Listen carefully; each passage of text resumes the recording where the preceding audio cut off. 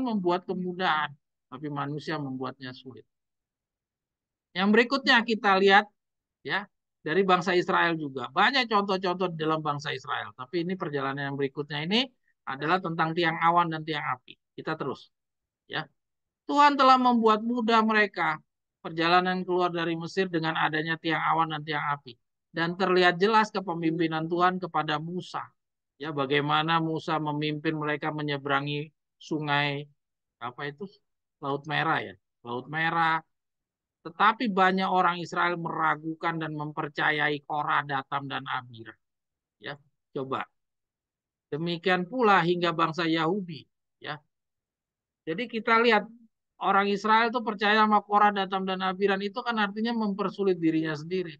Sudah kelihatan dengan mata kepalanya bagaimana Musa dipimpin, mereka nggak percaya. Demikian pula hingga bangsa Yahudi. Tuhan telah memberikan tawaran kasih karunia. Ya Kak Yohanes berapa itu yang kalau kamu percaya, kamu tidak akan binasa, melainkan memperoleh hidup yang kekal. Karena kasih Tuhan kepada dunia ini, Tuhan mengaruniakan anaknya yang tunggal dan seterusnya dan seterusnya. Itu kalau dipercaya waktu itu bukan sekarang. Kalau sekarang orang-orang malah percaya kata-kata itu, padahal kata-kata itu tidak untuk porsinya orang di zaman akhir zaman. Itu porsinya itu untuk orang-orang di zamannya Yesus, tapi tidak dimanfaatkan oleh orang-orang itu. Seandainya orang-orang itu menerima kata-kata Yohanes tadi, ya cukup menerima mengakui Yesus saja sebagai anak Allah, cukup percaya, itu sudah aman mereka. Tidak ada kehancuran di tahun 70. Tuhan telah memberikan tawaran kasih karunia kelepasan dari belenggu dosa dengan sedemikian mudah. Hanya cukup mempercayai Yesus sebagai anak Allah. Mereka membuat sulit bangsanya sendiri dengan menolak dan membunuhnya. Hingga penolakan pekabaran yang sangat menentukan yang diberikan melalui Roh Kudus pun mengakhiri keterpilihannya sebagai bangsa pilih. Saudara lihat, ini kebodohan manusia. Oke, sekarang lihat kata-kata yang di bawah. Oh, yang bawah habis deh. Nah, ini dia. Pengalaman bagaimana mudahnya jalan yang Tuhan perbuat untuk mengalahkan sesuatu bangsa yang tidak terpikirkan oleh manusia juga kita lihat dari kehancuran tembok Jericho. Coba lihat, Tuhan udah berikan jalan yang mudah. Hal-hal yang mustahil bagi Tuhan itu tidak ada yang tidak mungkin bagi Tuhan. Ya, lihat. Ya, kita ulangi. Pengalaman bagaimana mudahnya jalan yang Tuhan perbuat untuk mengalahkan sesuatu bangsa yang tidak terpikirkan oleh manusia. Juga kita lihat dari kehancuran tembok Jericho. Beruntung Yusak sepenuhnya mempercayai perintah Tuhan. Ia sama sekali tidak mencoba-coba dengan menyisipkan pikiran-pikirannya sendiri dalam usaha merobohkan tembok Jericho tersebut. Tanpa senjata, tanpa pasukan, tanpa tenaga yang melelahkan. Tanpa waktu peperangan yang panjang dan tanpa korban sama sekali dari pihak bangsa Israel. Namun setelah itu, ya setelah tembok Jericho dirobohkan, yang hanya pakai trompet mengitari 7 kali tembok Jericho, ya yang itu adalah sesuatu yang tidak masuk akal, ya yang dibuat sedemikian mudahnya sama Tuhan. Namun setelah itu Yusak tanpa meminta persetujuan Tuhan mencoba menghancurkan bangsa yang kecil, yaitu bangsa Ai. Walaupun ia telah mempergunakan pasukan dan mempersiapkan tenaga, peralatan, dan kemampuan yang secara pikiran manusia haruslah menang, akan tetapi mereka harus kalah dan terdapat korban jiwa dari pasukan Israel. Coba saudara bandingkan ketika dia menghancurkan tembok Jericho, dia sama sekali tidak pakai pasukan, dia tidak pakai peralatan peralatan perang, dia cukup hanya bawa trompet. Tapi ketika mereka benar-benar menggunakan semua kemampuan pikiran manusia, pakai pasukan, pakai mempersiapkan tenaga, peralatan, dan segala kemampuan, malah mereka harus kalah. Artinya apa di sini? Artinya kembali lagi, Yusak mempersulit dirinya sendiri. Yang Tuhan sudah berikan jalan yang mudah, si Yusak sudah bikin hal yang menyulitkan dirinya. Inilah gambaran yang berulang-ulang manusia melakukan hal yang seperti ini. Tuhan udah kasih kemudahan, manusia bikin yang sulit. Ya, mulai dari Adam dan Hawa, Tuhan udah kasih kemudahan, ya, tidak usah jatuh dalam dosa, tapi manusia yang membuat dirinya sulit sendiri. Ya. Seperti demikianlah juga perjalanan kita masing-masing manusia berdosa ini pada umumnya. Nah, ini saya bawa pada kita. Yaitu Tuhan telah menyediakan jalan yang mudah dan ringan. Oleh karena mementingkan diri, kesombongan, merasa diri mampu tidak meminta bantuan. Akhirnya perjalanan yang ditempuh adalah jalan yang sulit.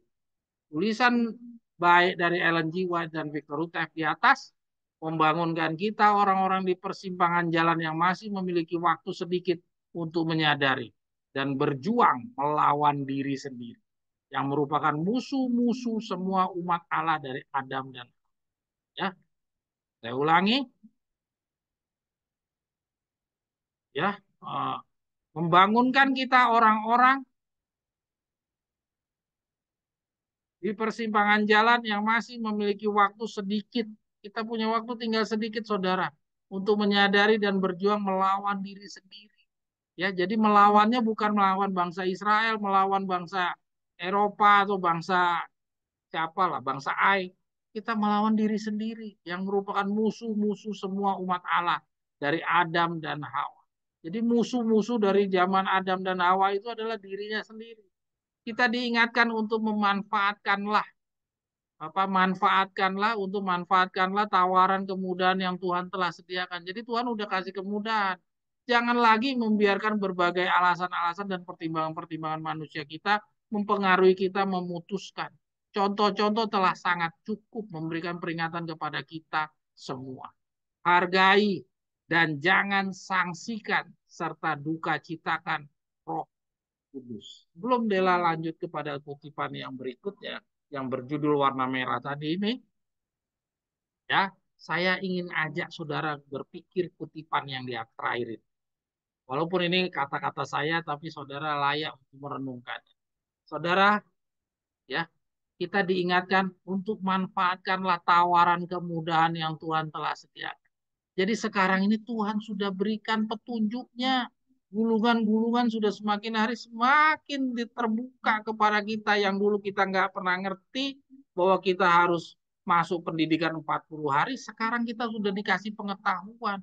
Jadi Tuhan sudah memberikan jalan yang mudah. Kita disuruh mencari tempat yang terpencil. Kita harus fokus membenahi diri kita. Kita menyusutkan yang tadinya masih terbagi perhatian kepada Tuhan dan kepada pekerjaan di kita, kepentingan kita, perlahan-lahan harus disusutkan sampai sepenuhnya hanya Allah saja. Itu petunjuk sudah diberikan kepada kita. Sedemikian terbukanya Tuhan berikan tuntunan-tuntunannya. Betapa mudahnya tuntunan itu seandainya kita tidak punya masalah dengan kepentingan diri sendiri. Halangan-halangan yang ada di dalam diri kita adalah apa? Pertimbangan-pertimbangan manusia itu sebagai halangan itu harus disingkirkan. Seandainya kita tidak mengutamakan segala alasan-alasan kita, pemaafan-pemaafan kita, mungkin tidak ada yang mempersulit perjalanan yang Tuhan sudah siapkan. Maka itu kalau kita benar-benar menyingkirkan diri kita sendiri, mematikan diri kita, ya, kita membiarkan Tuhan berserah sepenuhnya seperti yang kita pelajari tentang percaya yang kemarin, yaitu tentang bagaimana Petrus, bagaimana Daniel dulu percaya sepenuhnya sehingga dia dilempar ke dalam dapur api, di dalam kandang singa, dia selamat. Kita kalau punya percaya seperti itu, alangkah mudahnya perjalanan yang ada di depan kita.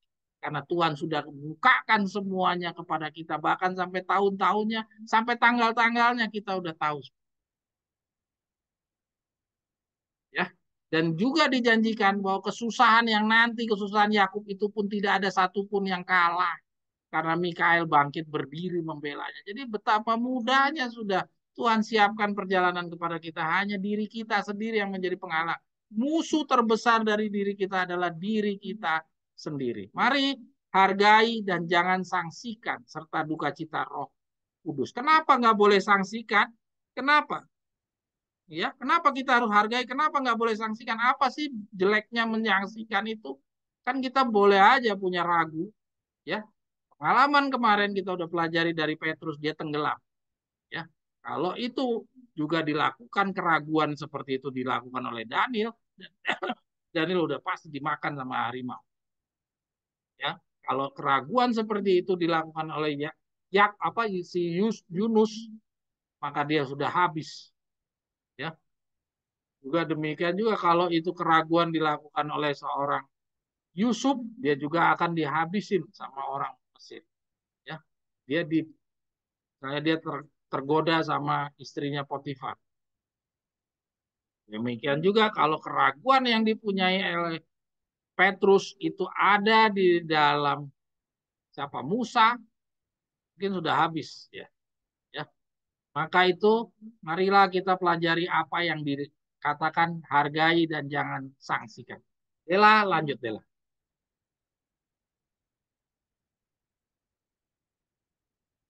Jadi jangan membuat hal yang sudah Tuhan bikin mudah jadi sulit. Jadi yang bikin masalah adalah diri kita sendiri. Yaitu apa? Tawar-tawar hati kita ini loh. Maaf-maaf yang kita buat inilah yang bikin jadi sulit. Seandainya kita singkirkan semua yang namanya maaf-maaf, takut-takut kita, kekhawatiran kita, mungkin jalannya akan lebih mudah. Sekarang saya ajak saudara untuk membaca berikut kutipan ini. Mudah-mudahan cukup waktunya. Kunci penentuan. Banyak orang tertarik oleh keindahan dan kemuliaan sorga. Namun kandas dari keadaan yang olehnya semua ini dapat menjadi bagian yang menyulitkan mereka sendiri. Nah, ya, lihat banyak orang tertarik, ya ingin masuk surga, ingin selamat, tapi mereka terkandas katanya. Namun kandas dari keadaan yang olehnya semua ini dapat menjadi bagian yang menyulitkan mereka sendiri. Jadi kandas oleh dirinya sendiri yang bikin sulit. Jadi bukan Tuhan yang bikin sulit, tapi diri kita sendiri. Untuk mengarahkan keinginan mereka sendiri. Untuk mengarahkan keinginan mereka sendiri, maka sasaran pilihan kasih dari apa yang mereka kejar menuntut suatu pengorbanan. Nah, jadi menyulitkan kita sendiri dan untuk benar-benar kita menyebereskan itu dituntut suatu pengorbanan. Karena sering mereka cepat putus asa dan berpaling. Mereka menginginkan yang baik lalu mengusahakan, tetapi mereka tidak memperolehnya karena tidak merancang maksud tersebut dengan baik untuk mengetahui berapa biayanya. Jadi dia mau masuk surga, tapi dia tidak memikirkan tentang, tidak merancang maksud tersebut dengan baik.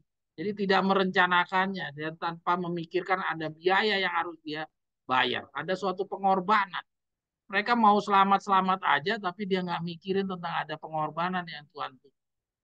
Satu-satunya pengharapan kita jika mau mengatasi rencana penyatuan keinginan kita dengan kehendak Allah agar terlaksana, ialah dengan bekerja sama dengan Dia jam demi jam, hari demi jam, demi hari. Kita ingin masuk surga, tetapi kita tidak dapat menahan diri. Kita tuh semua ingin masuk surga, tapi nggak bisa nahan diri. Jika kita ingin beroleh kesucian, maka melalui penolakan diri, kita harus menyambut pertimbangan yang ada pada Kristus. Kesombongan, kesenangan diri harus disalibkan.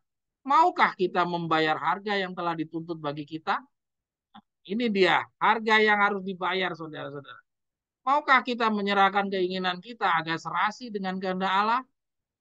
Sebelum kita bersedia, maka kasih karunia Allah yang mengubahkan itu tidak dapat dinyatakan kepada kita.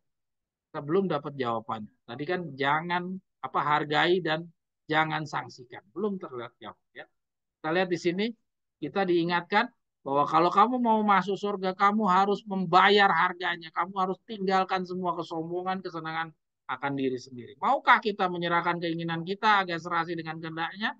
Sebelum kita bersedia, maka kasih karunia Allah yang mengubahkan itu tidak dapat dinyatakan kepada kita tuh. Jadi kalau kita belum bersedia membayar harganya, itu tidak akan pernah dinyatakan di dalam diri kita. Jadi Tuhan sudah membuat yang mudah, kita membuat sulit bagi diri kita sendiri. Ya, sulitnya apa? Yaitu kita masih menyimpan kesombongan, kita masih menyimpan kesenangan diri. Ini belum kita singkirkan. Tapi kalau Tuhan kita udah singkirkan, Tuhan janji bahwa Tuhan tetap dengan kata-katanya tadi, yaitu Tuhan beri yang mudah. Tapi kita sendiri harus bayar dulu harganya. Oleh menyatukan diri sepenuhnya, menggabungkannya dengan kasih karunia Allah, ya, menyatukan diri dengan kasih Allah, yang tadi kasih Allah itu harus menjadi bagian dari diri kita, jadi karakter kita. Dengan keputusan pasti di pihak kita, maka kita menjadi pemenang sempurna di dalam segala sesuatu, tak dapat diremehkan dalam segala sesuatu. Ya, saudara. Jadi kita bisa jadi pemenang kalau kita menggabungkan diri kita dan kasih karunia Allah. Jadi buangkan diri yang lamanya dulu. Pengaruh-pengaruh yang menentang harus berubah menjadi ketetapan yang kokoh untuk mengatasinya. Tuh, jadi hal-hal yang tadi menjadi penghalang dipinggirkan dulu semuanya. Keinginan untuk menghancurkan pengaruh-pengaruh yang salah jauh lebih baik dan menyanggupkan bagi kita untuk bergerak maju. Berpeganglah dengan pasti dalam tujuan yang benar. Maka pengaruh itu tidak akan menjadi penghalang, melainkan pertolongan. Tuh. Ya, jadi kalau kita benar-benar sudah mengalahkan semua diri kita, maka kalau ada goncangan-goncangan itu bukan menjadi penghalang, melainkan pertolongan, memastikan kita layak. Tabiat orang Kristen yang benar ditandai oleh keputusan yang menentukan dan tidak terbagi. Ya, jadi tidak terbagi, sekali lagi tidak terbagi. Tidak tergantung pada pengaruh-pengaruh dunia yang sedikit pun tidak berpegang pada standar kitab. Jadi tabiat orang Kristen yang benar itu tidak terbagi dan tidak tergantung sama hal-hal yang ada di dunia ini. Pengaruh diri pengikut Kristus haruslah sempurna. Nah, ini yang Tuhan minta. Ia harus rela menanggung dengan sabar, gembira, dan penuh kasih apapun yang dideritanya dalam perlindungan Allah. Nah, ini rumus-rumus yang Tuhan sudah tunjukkan kepada kita. Pada pahala yang akan diterimanya kemudian ialah mewarisi kemuliaan yang tidak akan binasa bersama dengan Kristus. Tata kemuliaan yang tak akan binasa. Jadi ini Tuhan sudah tunjukkan kepada kita, yang menjadi penghalang kita adalah diri kita, kesombongan kita dan diri kita. Kalau ini kita singkirkan, ya tadi dia bilang tabiat orang Kristen yang benar ditandai oleh keputusan yang menentukan dan tidak terbagi.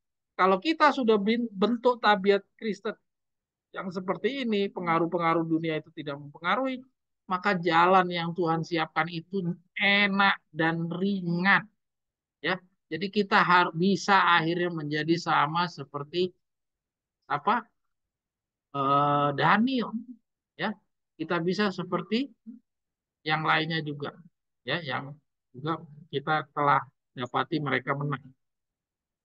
Ya, kita terus. Terus, nah sekarang kita jawab apa yang tadi kita sama-sama baca, bahwa kita jangan hargai dan kita jangan sanksikan. Sekarang kita baca apa sih bahayanya sanksi? Kenapa kok kita harus diingatkan harus hargai dan jangan sanksikan? Ya, beberapa dua minggu atau 4 minggu yang lalu kita pernah bahas bahwa kita penuh dengan kekhawatiran. Ya, masing-masing kita khawatir, wah saya kalau lihat baca tulisannya nyawa segini banyaknya, saya jujur saya nggak mampu. Kayaknya saya pasti kalah ini kalau baca gini, betapa sulitnya ini semua tuntutan ini. Saya jujur kayaknya nggak bisa ini saya laksanakan. Keraguan-keraguan kita itu kira-kira masih layak nggak kita? Ya, Tuhan hargai atau tidak? Apa bahayanya kalau kita tetap mempertahankan seperti itu? Apakah kita harus juga mempunyai percaya, harus meninggalkan dan harus punya percaya seperti yang kita kemarin pelajari tentang percaya kepada dua pengintai, jangan kita punya ragu. Terus kita juga harus punya percaya seperti Daniel, kita harus percaya seperti Yusuf, ya Ayub, ya kita nggak boleh punya percaya keraguan seperti Petrus. Mari kita baca tunjuknya kenapa kok kita nggak boleh ragu. Kemarin kita dari contoh-contoh, ya supaya kita menang, kita nggak boleh punya ragu, kita harus percaya. Kali ini kita diperlihatkan sama Nyonya White apa sih masalahnya kalau kita menyaksikan. Ya, selain kita akan kalah seperti Petrus, dia tenggelam, kita lihat di sini. Apabila kita menyaksikan kasih Allah dan tidak mempercayai janjinya, ya kita nggak percaya bahwa Tuhan tuh pasti akan menyelamatkan kita. Berarti kita merendahkan dia dan menduka citakan roh. Saudara-saudara, kalau kita merendahkan diri dan mendukacitakan Roh Kudus, semua perjuangan kita yang kita bilang 40 hari, kira-kira Tuhan akan berkenan atau tidak? Ya, saudara boleh ada yang mau jawab? Boleh, Adela ke atas dulu dan kita coba lihat lagi kata-kata itu. Apabila kita menyaksikan kasih Allah, jadi meremehkan, meragukan, ya, tidak percaya, tidak mempercayai janjinya. Jadi Tuhan udah janji-janji, tidak ada yang mustahil. Tuhan kasih contoh-contoh perjalanan umat Allah. Kita nggak percaya sama janji-janji yang Tuhan udah tunjukkan. Dia bagaimana melepaskan bangsa Israel dari keluar Mesir, bagaimana ia melewatkan dari Laut Merah, bagaimana si Yusak dan Kaleb itu akhirnya sampai di tanah Kanaan. Kalau kita nggak percaya, ya, janda Sarfat pun juga Tuhan bisa kasih kepercayaan, ya, sampai juga hal-hal orang-orang telah dibangkitkan dari kematian. Bagaimana Tuhan memilih apa murid-murid Yesus. Itu kalau kita nggak punya percaya yang seperti itu, kira-kira seperti apa? Di sini kita ditunjukkan bahwa dengan tidak mempercayai, dengan meragukan, itu berarti kita merendahkan dia dan menduka cita. Jadi kalau kita meremehkan dia, artinya kita telah meremehkan dia. Sadar saudara, kalau Tuhan diremehkan, kira-kira bagaimana? Bukankah sama yang dilakukan oleh orang-orang Israel, ya, meremehkan petunjuk-petunjuk yang disampaikan kepada mereka. Mereka lebih percaya kepada orang datang dan Amin. Akibatnya bagaimana? Kalau meremehkan petunjuk itu. Kalau meremehkan orang Advent, meremehkan petunjuk-petunjuk Nyonya Wet untuk pembangunan dan reformasi. Ya, beli emas, pakaian putih dan salep mata. Hasilnya adalah Yeskel pasal 9. Kira-kira kalau kita yang meremehkan hal yang sama, yaitu menyaksikan kasih Allah, kira-kira upah kita apa? Saudara bisa menjawabnya. Jadi, dari kutipan yang baru satu paragraf ini, saudara renungkanlah baik-baik. Bahwa kita selama ini punya keraguan-keraguan. Dari mulai hari ini, marilah walaupun kita punya ragu, tapi kita punya janji yang Tuhan udah berikan. Jangan kita membuat sulit perjalanan yang Tuhan sudah berikan kemudahan. Ya, yang bikin sulit adalah karena kita punya takut-takut, kita punya khawatir nanti makan apa, nanti kalau saya nggak punya uang bagaimana, saya ini udah tua, saya ini kaki saya sakit. Wah, itu semuanya adalah gambaran kita menyaksikan kasih Allah. Dia geser. Bagaimanakah Bapa kita yang di sorga menerima kita apabila kita tidak yakin akan kasihnya yang menuntutnya untuk mengaruniakan anaknya yang terkasih agar kita memperoleh hidup? Rasul itu menulis. Ya. Ia yang tidak menyayangkan anaknya sendiri, tetapi yang menyerahkannya bagi kita semua. Bagaimanakah mungkin ia mengaruniakan segala sesuatu? Namun berapa banyak dengan tindakan atau kalau tidak dengan perkataan. Del, geser-geser aku jadi repot bacanya. Namun berapa banyak dengan tindakan atau kalau tidak dengan perkataan, berkata, Tuhan tidak tunjukkan hal itu padaku. Mungkin ia mengasihi orang lain. Ia tidak mengasihi aku. Jawabannya. Ya. Bagaimanakah Bapa kita yang di sorga menerima kita apabila kita tidak yakin akan kasih, ya, yang menuntunnya untuk mengaruniakan anaknya. Mungkin Tuhan akan mengasihi orang lain. Ia tidak akan mengasihi aku. Itu jawabannya yang ditunjukkan kepada kita. Jadi saudara, saudara udah berjuang 40 hari sia-sia saudara. Saudara udah mulai dari sekarang mungkin udah mulai pelan-pelan meninggalkan. Tapi kalau saudara masih tetap ragu dan ragu, Tuhan menuntut kepercayaan yang 100%. Kemarin kita udah belajar tentang penyerahan. Kita dituntut menyerahkan kepercayaan 100%. Tidak ada yang namanya keraguan. Iman berarti mengakui firman Allah. Ini kita lihat. Iman berarti mengakui firman Allah. Bukan meragukan. Bukan meminta pengertian terhadap pengalaman-pengalaman menghadapi pencobaan. Ya, saya ulangi.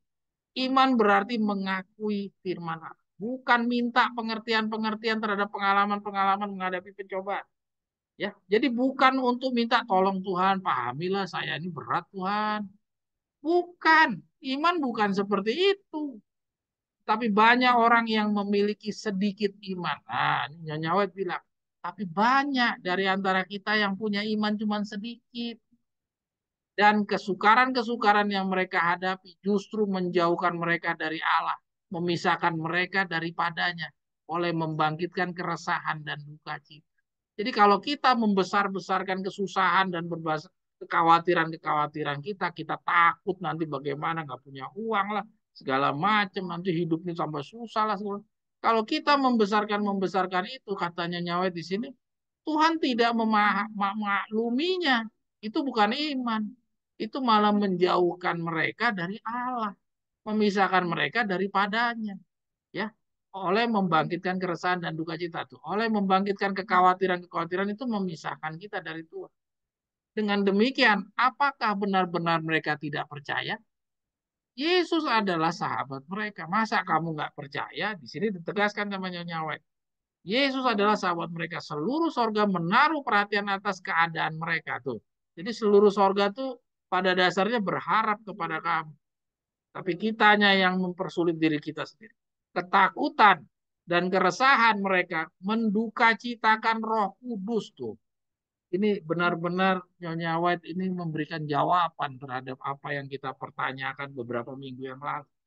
Ya, jadi ketakutan dan keresahan kita itu menduka citakan Roh Kudus. Jadi tanpa sadar kita tuh sudah meremehkan Roh, menduka menduka citakan Roh Kudus itu bahaya sekali. Mari kita baca terus. Bukanlah karena kita melihat atau merasa bahwa Allah mendengar kita sehingga kita harus percaya. Jadi bukan kita percaya tuh setelah dia dengar suaranya Allah baru kita percaya. Kita harus percaya akan janji-janjinya. Jadi nggak usah nunggu sampai lihat atau merasakan, mendengar itu nggak perlu. Kita tuh dituntut harus percaya tanpa tawar-tawar. Tuhan nggak minta kamu harus Tuhan nggak pernah menghargai kita. Kita harus percaya akan janji-janji. Apabila kita hendak memohon berkatnya, kita harus percaya lalu menerimanya. Ya, apabila kita hendak memohon berkatnya, kita harus percaya. Jadi Tuhan nggak hargai itu ketakutan dan keresahan kamu. Kemudian bersyukur kepadanya atas apa yang kita peroleh. Lalu kita melakukan tugas-tugas kita. Merasa pasti bahwa berkat akan dikirim pada saat yang sangat diperlukan. Kita harus percaya. Percaya. Harus percaya. Ya. Nah ini yang saya besarkan hurufnya. Menduka citakan Roh Kudus adalah suatu perkara yang serius. Ya, jadi mulai dari hari ini saudara-saudara mungkin dalam hati saja. Ya, kalau kita mau mengeluh, khawatir nanti bagaimana ya. Kalau saya harus berhenti bekerja, saya nanti makan apa, nanti bagaimana. Pandangan sekeliling kami, saya bagaimana. Saudara nanti melihatnya bagaimana. Itu singkirkan semuanya karena itu adalah perkara yang serius katanya. Mendukakan Roh Suci, Roh Kudus adalah suatu perkara yang serius. Dan ia disusahkan. Nah, ini kita lihat, saya warnain merah. Ia dalam hal ini Tuhan. Kalau kita melakukan hal tersebut, itu Tuhan bukannya senang. Tuhan bukan biasa-biasa saja. Tuhan sedih. Kita baca itu. Ia disusahkan apabila agen manusia berusaha melakukan sesuatu bagi dirinya sendiri, serta menolak untuk melayani Tuhan karena salib itu terlalu berat. Jadi Tuhan sedih kalau manusia ini merasa, aduh, salib yang saya pikul ini kok berat. Atau karena penyangkalan diri dianggap terlalu pahit. Itu Tuhan sedih, jadi bukan Tuhan itu gembira. Jadi Tuhan berharap kita itu harus kuat, kita harus percaya, kita jangan ragu, jangan menduka citakan Roh Kudus. Ya, ini Nyonya White sudah kasih semuanya kepada kita. Artinya Tuhan udah kasih semua jalan kemudahan. Jangan kita tawar, udah dikasih begini masih juga kita tawar. Artinya Tuhan nggak punya jalan lagi kalau kita sudah dikasih semangat-semangat seperti ini. Terus masih aja kita ragu, masih aja patah semangat, masih tawar hati. Tuhan nggak punya obat lagi untuk membangunkan kita. Roh Kudus berusaha tinggal di dalam setiap jiwa. Jika kita menyambutnya sebagai seorang tamu terhormat, maka kita akan disempurnakan di dalam Kristus. Ini janjinya Tuhan nih. Ini janji. Ya, tadi kita baca Victor Uta bilang Tuhan nggak pernah melanggar janjinya. Maka kita akan disempurnakan di dalam Kristus. Jadi ketakutan kita tuh tenang aja. Tuhan udah janji iman apa pembenaran oleh iman kita udah belajar. Kita penurutan cuma sampai di huruf N, selebihnya itu kalau itu sudah kita laksanakan secara maksimal, nanti biar Tuhan yang menyempurnakan sisanya. Gak usah punya kekhawatiran. Adakah kita bergumul dengan segenap kuasa untuk memperoleh kedewasaan pria dan wanita di dalam Kristus? Adakah kita mencari kepenuhannya? Adakah kita bergumul dengan segenap kuasa untuk memperoleh kedewasaan pria dan Kristus dalam Kristus? Adakah kita berjuang atau kita nggak berjuang pada dasarnya? Adakah kita mencari kepenuhannya, lalu mendesak maju untuk mencapai garis yang diletakkan di hadapan kita? Kesempurnaan tabiatnya. Adakah kita berjuang? Apabila umat-umat Allah mencapai garis ini, nah jadi ini udah janji lagi.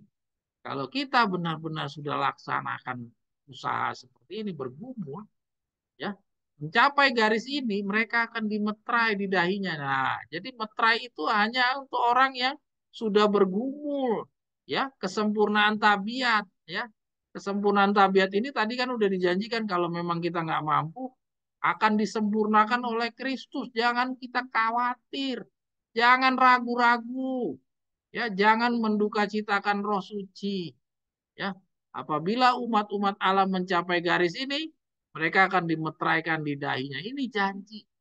Dipenuhi dengan Roh Kudus. Mereka sempurna di dalam Kristus dan catatan malaikat berbunyi. Sudah.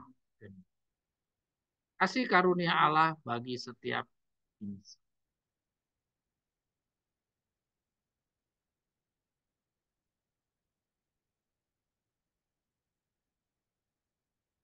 Ada yang mau komentar?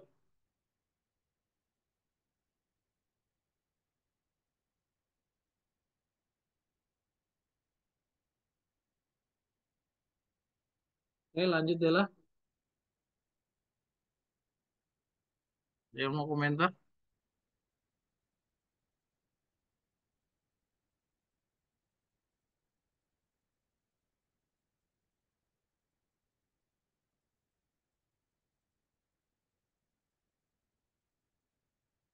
Saya mau menunjukkan hal yang juga berpotensi menjadikan kita ragu.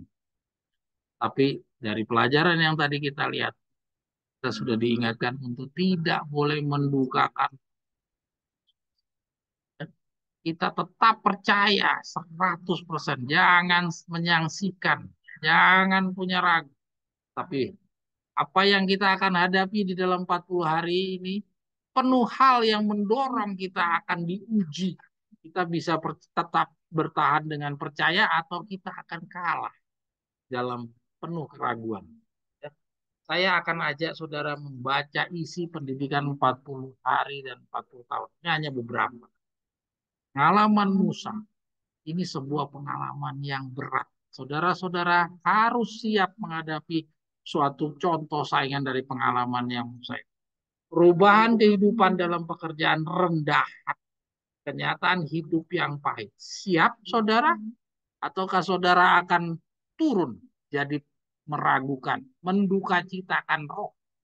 Ya, ataukah saudara tetap percaya ya sepenuhnya sebagaimana yang dituntut sama Tuhan tidak boleh mendukakan roh ya ini ujian yang saudara harus hadapi dan Musa menang terhadap hal ini. Mari kita ikuti. Dalam segala hal Musa telah menjadi seorang pria yang hebat. Mudah-mudahan cukup waktunya ya. Sebagai seorang penulis, sebagai pemimpin militer dan seorang ahli dan seterusnya ya. Kesopan santunan, kerajinan dan kepercayaan kita loncati saja. Ia sangat bersimpatik terhadap penderitaan, ya. Ia sangat bersimpatik terhadap penderitaan saudara-saudaranya dan jiwanya bergejolak dengan satu keinginan untuk melepaskan mereka.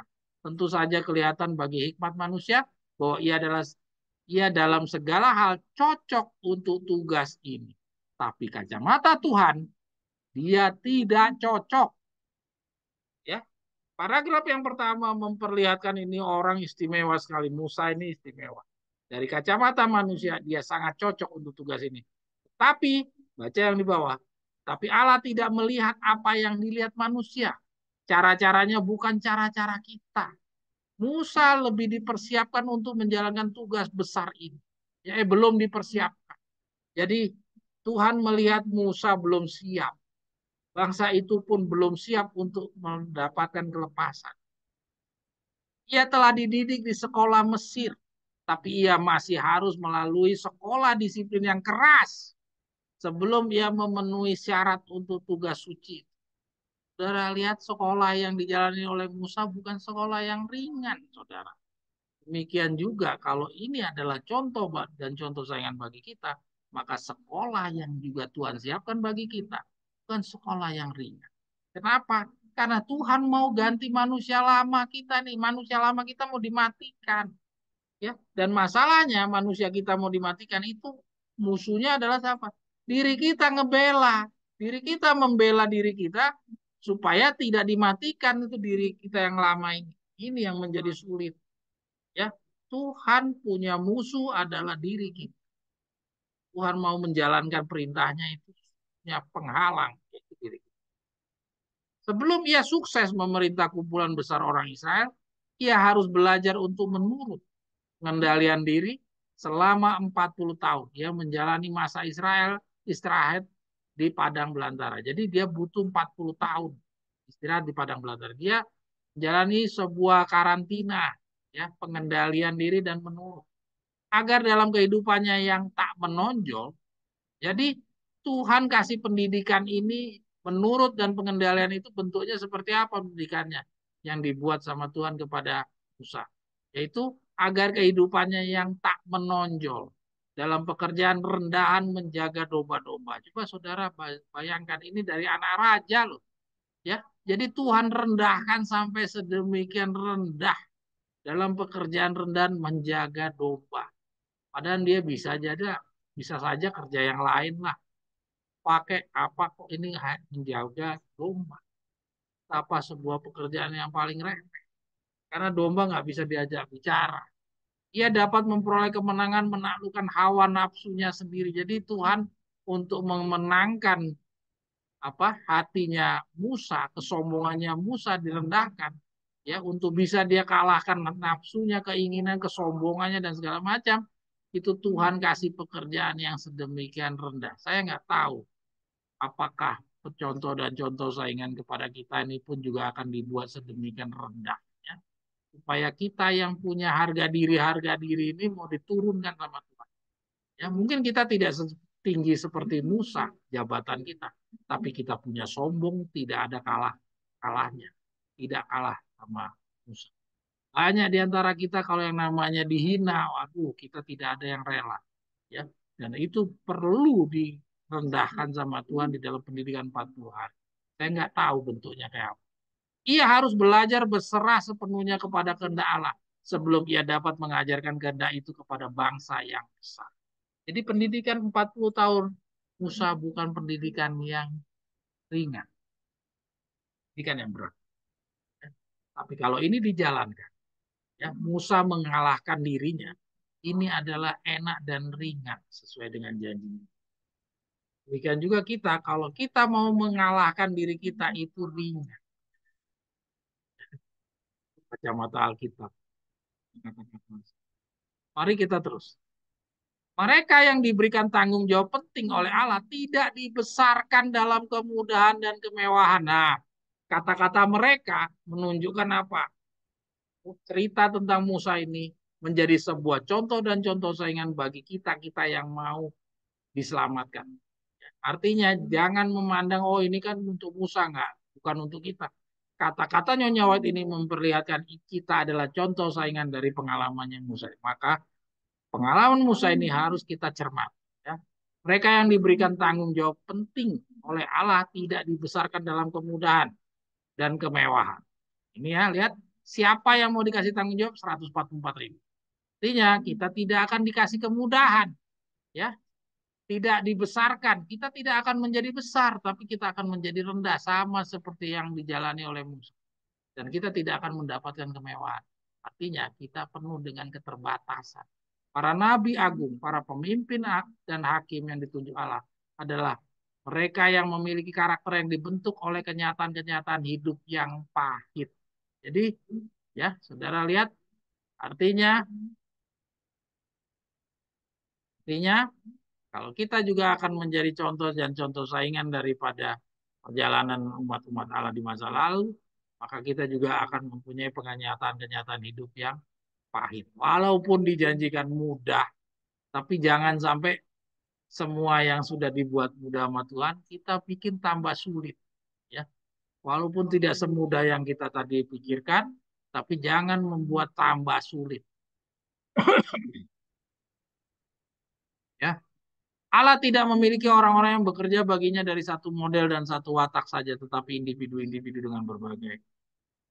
Kita lanjut. Itu tadi cerita Musa, sekarang pengalaman Paulus, perubahan Paulus. Lanjut. Yang pertama, perubahan di dalam kehidupan. Kita tahu Paulus juga orang besar, ya, pejabat. Hendaklah kata-katamu senantiasa penuh kasih. Janganlah ada perkataan kotor keluar dari mulut. Ya, Kristus meminta kepada kita, tetapi pakailah perkataan yang baik untuk membangun. Ya, dalam keterangan kitab suci ini, kata-kata Kristus di atas bukit tampaknya adalah untuk mengalahkan percakapan senja gurau, tidak penting dan tidak suci. Kitab suci menuntut agar kata-kata kita bukannya hanya harus benar, tapi juga suci. Orang-orang yang telah mengetahui kehendak Kristus tidak mengambil bagian dalam perbuatan-perbuatan kegelapan. Ya. Dalam pembicaraan sebagaimana dalam kehidupan mereka akan kesederhanaan berterus terang dan benar karena mereka sedang bersiap-siap untuk persahabatan orang-orang kudus yang di dalam mulut mereka tidak terdapat dusta. Ini saya ambil kehidupannya pengalaman dari Paulus melalui Rasul Paulus. Ya. Jadi ini Paulus melalui Kolose dan Efesus. Ya. Kita dapat bacaan orang-orang yang telah mengetahui kehendak Kristus tidak mengambil bagian dalam perbuatan-perbuatan kegelapan. Dalam pembicaraan sebagaimana dalam kehidupan mereka akan sederhana, terus terang dan benar. Karena mereka sedang bersiap untuk persahabatan orang-orang kudus yang di dalam mulut mereka tidak terdapat dusta.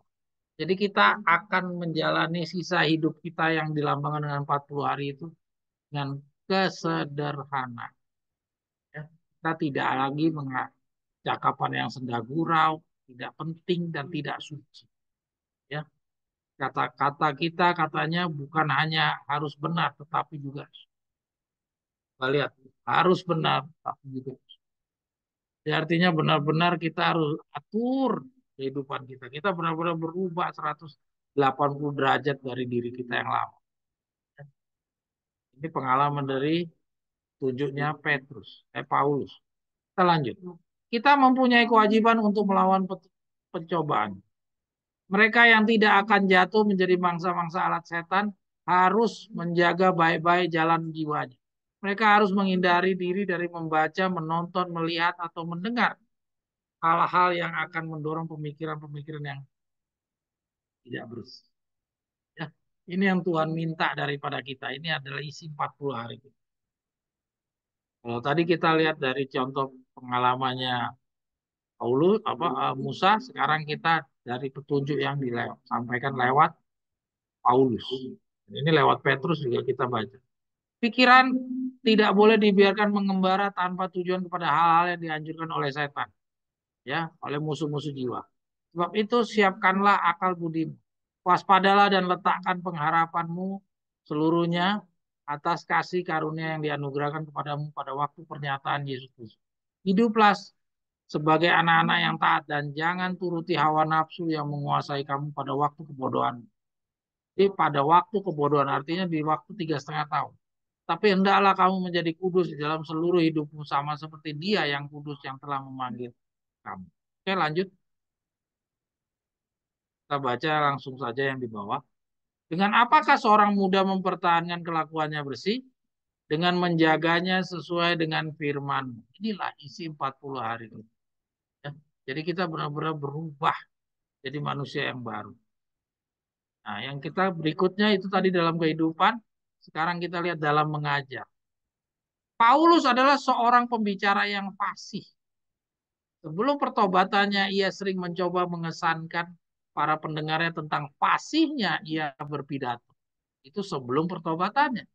Tetapi sekarang, ia mengesampingkan segala perkara ini. Jadi dia benar-benar berubah. Gantinya menurutkan lukisan sastra dan gambaran yang aneh, yang dapat menyenangkan perasaan dan memberikan makan kepada angan-angan, tapi tidak akan menjamah pengalaman sehari-hari. Paulus berubah dengan menggunakan bahasa yang sederhana untuk menjelaskan kepada hati dan kebenaran-kebenaran yang sah. Baik, saudara lihat, jadi kita disuruh pada 40 hari itu berubah. Dalam mengajar pun juga metode-metodenya pun dirubah. Bukan metodenya marketing-marketing orang dunia ini kita terapkan pakai bunga-bunga lah, pakai gambar-gambar yang menarik lah, pakai yang bikin kata-kata mutiara yang indah-indah lah, ya. Itu apa apa yang namanya seperti orang dunia ini punya apa namanya? Shalom. Itu nggak ada itu di dalam 40 hari. Paulus benar-benar berubah dari bagaimana dahulu dia sangat fasih berpidato, ketika dia bertobat dia rubah semuanya. Ya, saya ulangi. Paulus berusaha dengan menggunakan bahasa yang sederhana untuk menjelaskan kepada hati akan kebenaran-kebenaran yang sangat penting. Gambaran yang aneh akan kebenaran boleh menyebabkan kegembiraan perasaan yang luar biasa. Bisa aja tuh gambaran yang aneh bisa bikin apa menyebabkan kegembiraan perasaan. Tapi terlalu sering kebenaran yang dipersembahkan dengan jalan ini tidak mencukupi makanan yang perlu untuk menguatkan dan meneguhkan orang-orang percaya untuk pertempuran kehidupan. Ya, jadi gambar-gambar yang indah-indah yang tadi saya bilang pakai bunga lah, pakai warna-warni lah, ya. Jadi kalau saya pernah ngingetin teman-teman jangan pakai tampilan begitu-begitu, ya itu ada petunjuknya, jangan bilang itu saya. Itu petunjuknya dari pengalamannya Paulus. Keperluan-keperluan yang segera, ujian-ujian yang sekarang dari jiwa-jiwa yang berkumpul, hal ini harus dipenuhi dengan nasihat sehat, yang sehat dan praktis di dalam prinsip-prinsip dasar kekristenan. Jadi artinya benar-benar 40 hari ini diselesaikan dengan penuh kesederhanaan. Orangnya hidupnya sederhana, penuh kepahitan. Dalam membawa kebenaran pun juga penuh dengan kesederhanaan. Jadi tidak ada yang pakai teknik-teknik marketing-marketing. Lihat di Facebook banyak itu teman-teman kita yang ngaku dari megang pekabaran tongkat gembala banyak pakai gambar-gambar, pakai warna-warni. Terus pakai ada yang datang tuh nanti dia khotbahnya tuh seperti orang-orang Pantai Costa kalau khotbah menariknya minta ampun. Mereka nggak tahu bahwa Paulus itu sudah berubah dari kondisi yang seperti itu. Dan kita dituntut harus sama seperti Paulus. Kalau kamu hanya menjadi siswa 3,5 tahun ya silakan aja. Tapi kalau kamu mau menjadi orang-orang yang dipersiapkan jadi pembawa roh suci hujan akhir, kita juga harus seperti Paulus, bukan seperti Saulus. Ya, kalau pakai kita mau jadi seperti Saulus ya kita pakai warna-warna gambar-gambar. Ya, harus menjalankan pengalaman Yohanes Pembaptis. Nah ini lagi kita lihat pengalaman Yohanes Pembaptis. Ya, pada zaman ini, sebelum kedatangan Kristus yang kedua kali dalam awan-awan surgawi, pekerjaan seperti yang dilakukan oleh Yohanes harus dilaksanakan. Nah, lihat. Ya, jadi sebelum kedatangan Kristus yang kedua kali, Nyonya Wet ingat dia tidak pernah tahu kedatangan yang tiba-tiba. Ya, jadi walaupun dia bilang kedatangan kedua kali, bukan berarti ini buat buah-buah kedua, tapi ini buat kita. Karena lambang Yohanes Pembaptis tidak pernah diarahkan kepada buah-buah kedua. Pekerjaan seperti yang dilakukan oleh Yohanes Pembaptis harus dilaksanakan. Jadi harus dilaksanakan. Ya, Allah memanggil orang-orang yang akan menyiapkan satu umat supaya tahan berdiri pada hari Tuhan yang besar itu. Agar kita sanggup menyampaikan suatu pekabaran seperti yang dilakukan oleh Yohanes Pembaptis, maka kita harus mempunyai pengalaman rohani yang sama seperti yang dialaminya. Tuh, pengalaman apa nih? Kita udah pelajari, yaitu pengalaman pendidikan 30 tahun. Ya, di mana? Di padang gurun, di mana dia terpencil dari lingkungan.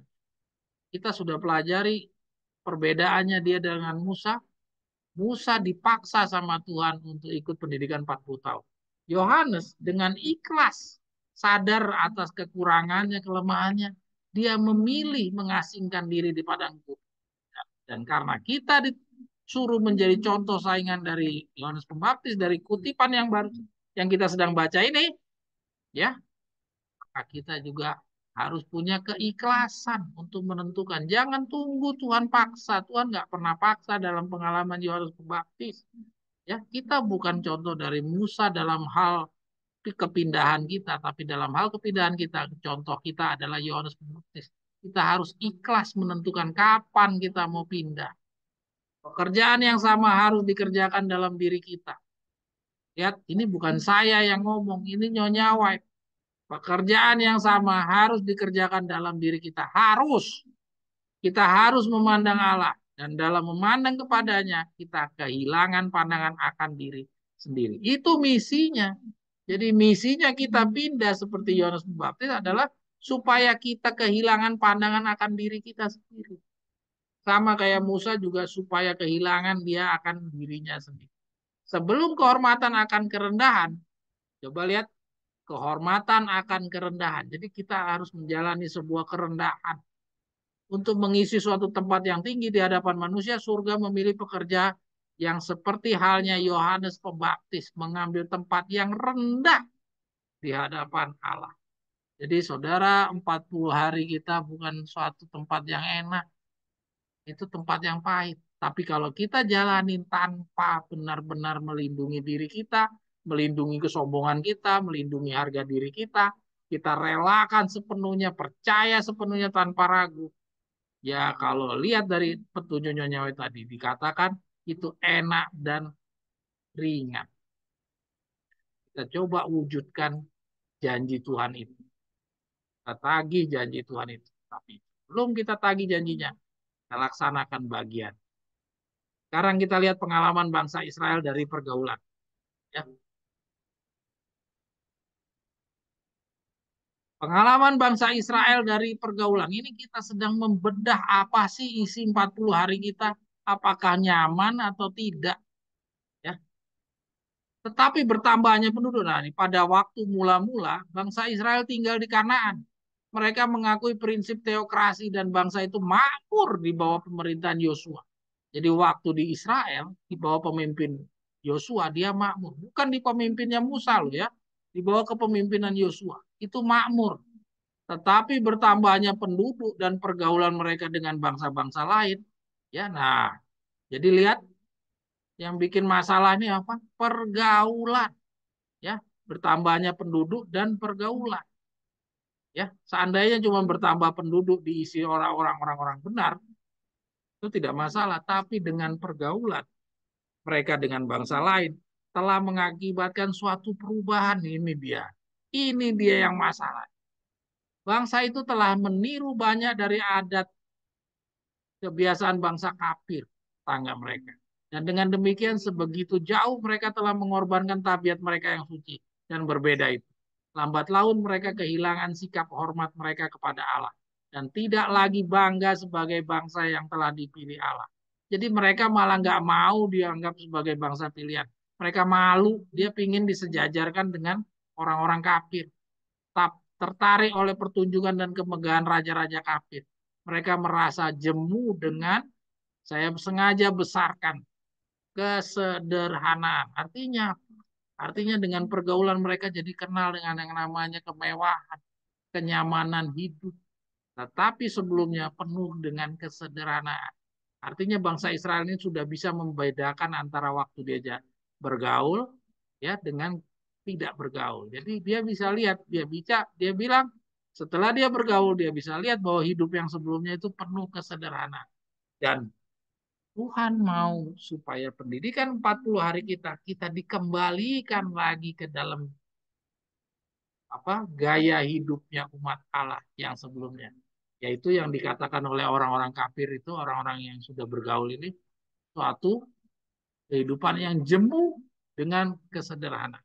Mungkin kita akan merasa juga jemu dengan kesederhanaan kalau kita masih membawa diri kita yang lama. Mungkin awal-awal penyesuaian kita akan merasa jemu dengan kesederhanaan. Didikan 40 tahun gitu. Jadi kita perlahan-lahan harus membuat kasih di dalam diri kita, membentuk karakter baru dalam diri kita, maka kita akan bukan suatu kewajiban, tapi harus menjadikan itu kasih. Terus kecemburuan dan iri hati timbul di antara suku-suku bangsa itu. Perpecahan di dalam telah membuat mereka lemah. Mereka terus-menerus terbuka kepada penyerangan-penyerangan musuh. Dan bangsa itu mempercayai bahwa untuk mempertahankan kedudukan mereka di antara bangsa-bangsa, ya, dipersatukan di bawah satu pemerintahan pusat yang kuat. Ini mimpinya mereka, ya. Jadi mereka karena sering tengkar, mereka mengira dengan adanya satu pemimpin yang pusat, mereka bisa disatukan. Maka itulah dia minta ada seorang namanya Saul menjadi pemimpin. Jadi pada dasarnya, ya, adanya kerajaan itu permintaannya manusia, permintaannya orang Israel, bukan Tuhan yang merencanakan. Ya, Tuhan hanya membiarkan mereka punya keinginan dipenuhi. Oke, Dela geser Del.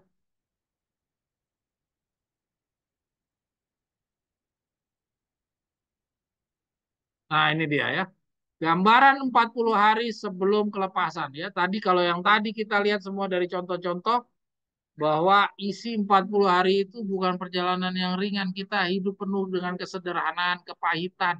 Ya, jadi jangan kita mengira isi 40 hari kita tuh kita pindah nanti dengan leha-leha kayak orang camping. Tidak. Tapi kita benar-benar hidup menjadi manusia yang benar-benar menghilangkan manusia lama kita. Tadi kita udah lihat. Tuhan untuk kita sederhana. Sekarang kita lihat bagaimana bahkan kekurangan katanya dari kutipan yang berikut ini kita mau bahas. Ya. Yesus tidak berusaha menarik orang banyak kepadanya dengan memuaskan keinginan akan kemewahan. Nah, ini kita lihat dari pengalamannya Yesus sekarang. Ya. Nah, ini kita lihat. Kepada rombongan yang amat besar itu, yang telah letih dan lapar sepanjang hari yang mengesankan itu, makanan yang sederhana itu adalah suatu jaminan bukan hanya mengenai kuasanya, tapi juga mengenai kepemeliharaannya yang penuh kasih sayang bagi mereka dan kebutuhan hidup sehari-hari. Juru selamat tidak menjanjikan Juru selamat tidak menjanjikan kemewahan dunia kepada pengikut-pengikutnya. Ya, saya ulangi nih, juru selamat tidak menjanjikan kemewahan dunia kepada pengikut-pengikutnya. Makanan mereka sederhana, bahkan berkekurangan. Wow, ngeri nggak itu saudara? Berkekurangan. Nasib mereka mungkin di dalam kemiskinan. Wow, saudara. Tapi firman-Nya menjanjikan bahwa keperluan mereka akan dicukupkan dan ia telah menjanjikan yang lebih baik daripada kekayaan duniawi. Penghibur yang kekal akan kehadirannya sendiri. Saudara, saudara coba renungkan, kita harus siap dengan kondisi yang seperti ini. Bahkan kekurangan, sudah sederhana, bahkan kekurangan, nasib mereka mungkin di dalam kemiskinan. Lanjut deh lah. Selamat sahabat Om Niko Yekuan. Nah, ini kita lihat lagi contoh dari 120 murid Yesus. Dahulu dianggap hanya sebagai,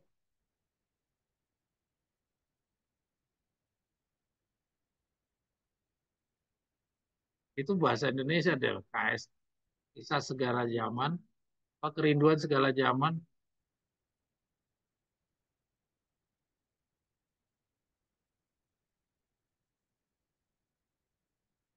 Contoh 120 murid Yesus dahulu dianggap hanya sebagai nelayan yang bodoh tanpa kehormatan dan pengakuan dunia. Ini semua saya tampilkan supaya memberikan gambaran kita tuh nanti apakah seperti kita sekarang ini, masing-masing kita dengan membawa kedudukan kita, ya, jabatan-jabatan kita yang di kantor, ataukah kita nanti harus seperti apa? Bacaan ini memperlihatkan.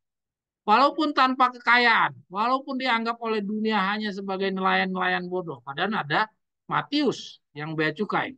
Ya, tetap aja semuanya digeneralisasi hanya sebagai nelayan yang bodoh. Oleh Roh Kudus mereka dijadikan saksi bagi Kristus. Tanpa kehormatan dan pengakuan duniawi. Mereka adalah pahlawan-pahlawan iman.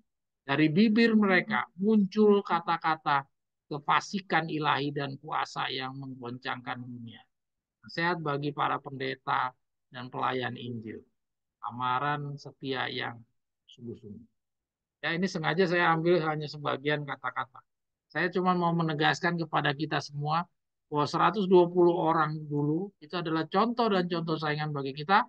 Maka kalau dahulu dibilang orang-orang yang bodoh sebagai nelayan-nelayan yang bodoh, walaupun ada siapa tuh, ada Matius yang orang besar, ya orang bea cukai, bukan orang miskin, tapi digeneralisasi sama mereka orang-orang di zaman itu sebagai nelayan yang bodoh. Artinya kita pun juga nanti akan keluar sebagai kelompok yang bodoh. Mungkin dianggap bodoh juga sama semua orang. Ya, kan kita sudah pernah belajar kita akan menjadi biji sesawi. Biji sesawi itu adalah biji yang terkecil dari semua jenis tanaman, biji-bijian. Ya. Jadi kita harus juga mengenapi nubuatan itu. Jadi nggak ringan, saudara, mau jadi 144.000, jangan kita anggap ringan. Walaupun Tuhan tadi bilang mudah dan enak, ya, tapi itulah perjuangannya. Kita harus kalahkan diri kita. Ringan kalau kita sudah kalahkan diri kita. Masalahnya kita harus perangi dulu diri kita. Tingkat berat atau mudahnya perjalanan calon 144.000 ditentukan sejauh masing-masing telah melatih diri disiplin terhadap tuntutan dalam perjalanan hidupnya. Nah, ini kita lihat. Jika ini si apa si Veno nih juga pernah posting di Facebook, saya baca. Jika jiwa dimurnikan dan dimuliakan, ya, dan dibuat sedemikian rupa sesuai dengan pengadilan sorga, ada dua hal yang harus dipelajari. Ada dua hal yang harus dipelajari, yaitu pengorbanan diri dan pengendalian diri. Beberapa orang mempelajari pelajaran penting ini lebih mudah dari yang lain. Ya, ada dua hal, pengorbanan dan pengendalian diri. Terus dilanjutkan katanya, beberapa orang mempelajari pelajaran penting ini lebih mudah dari yang lain. Nah, jadi ada yang melaksanakan ini mudah. Karena mereka telah dilatih oleh disiplin sederhana yang diberikan Tuhan dalam kelembutan dan kasih. Jadi karena dia sudah di dalam hidupnya, sudah didisiplinkan dengan penuh kesederhanaan. Yang lainnya membutuhkan disiplin penderitaan yang lebih lambat. Kenapa? Karena sudah melatih dirinya dengan penuh kehidupan, penuh dengan keangkuhan. Bagi orang-orang yang penuh dengan kehidupan yang penuh dengan keangkuhan, dia butuh penderitaan yang lebih lambat, disiplin penderitaan yang lebih lambat. Sedangkan orang yang tadi hidupnya sudah membiasakan diri dengan sederhanaan, tidak tinggi hati, ini dia tidak mempunyai suatu perjuangan yang lebih berat. Sehingga api penyucian akan memurnikan hati mereka dari kesombongan dan ketergantungan pada diri sendiri. Ini dia. Jadi kalau saudara-saudara coba kenali diri saudara sendiri. Kalau saudara itu ada karakter-karakter yang agak tinggi hati, ya artinya saudara jangan iri dengan teman-teman yang lain yang mungkin tidak mempunyai karakter yang sombong. Mungkin saudara harus punya tenaga ekstra untuk berjuang. Ya.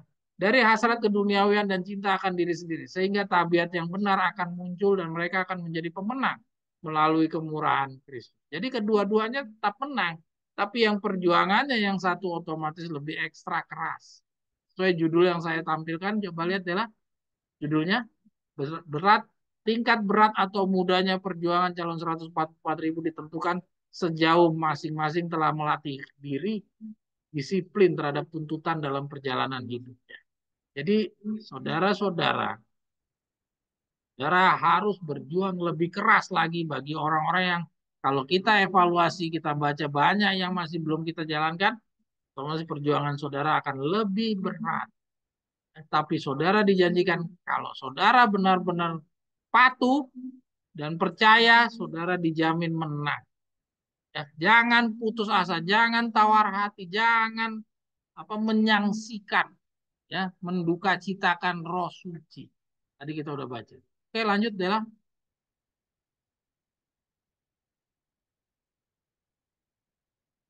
Nah, ini kita lihat penderitaan Yesus harus juga diminum calon 144.000. Ya. Semua pengikut Kristus akan mendapat pengalaman ini. Semua, lihat, semua. Apabila mereka menerima kasihnya, mereka masuk ke dalam penderitaannya untuk menyelamatkan orang-orang yang sesat. Mereka mengalami penderitaan Kristus. Dan mereka juga akan memperoleh kemuliaan yang akan dinyatakan itu. Oleh menyatu dengan dia dalam pekerjaannya, minum cawan penderitaannya, mereka juga akan ikut menikmati sukacitanya. Ini janjinya ini. Ya, tapi kamu sebelum menang, kamu harus jalani dulu. Jadi artinya kondisi kita sekarang nih sampai di 2025 ini kayak gini. Ini jangan saudara kira akan begini terus. Kita nggak pernah tahu di depan ini nanti 1 tahun lagi bagaimana, nanti apa Donald Trump ini setelah duduk dia berbuat apa, kita nggak tahu. Ya Israel nanti bikin apa, kita nggak tahu. Indonesia yang sudah banyak hubungannya dengan negara-negara musuh dari Raja Utara, itu nanti berbuat bagaimana, dampaknya kepada kita bagaimana, ya kita belum tahu. Sekarang belum bisa kita menjawab. Tapi petunjuk Nyonya White sudah memperlihatkan bahwa hidup ini tidak gini-gini saja. Ya, lanjut, lanjut.